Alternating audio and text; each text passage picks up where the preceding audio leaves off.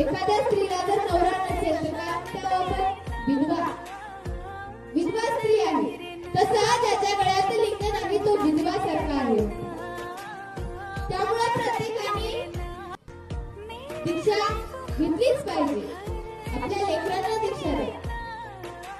कितव्या वर्षी दीक्षा देते तू? वयाच्या 8व्या वर्षी.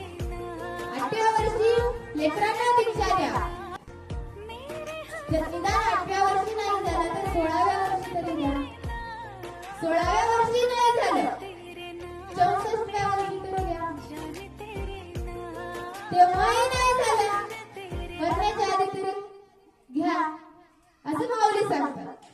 म्हणून प्रत्येकाने दीक्षा ही घेतलीच पाहिजे. कारण शैव संप्रदायात येण्याचं कारण म्हणजे काय हो? आपण वीरशैव आहोत. वीरशैवाची लक्षणे आपल्याला पुढच्या उद्या सांगितली आहे 3ऱ्या अध्यायामध्ये. उद्याच्या प्रवचनामध्ये कदाचित असतील. 3ऱ्या अध्यायामध्ये वीरशैवाची लक्षणे सांगितली आहेत. कसा असावा वीरशैवा? त्याच्या गळ्यात लिंग असावं.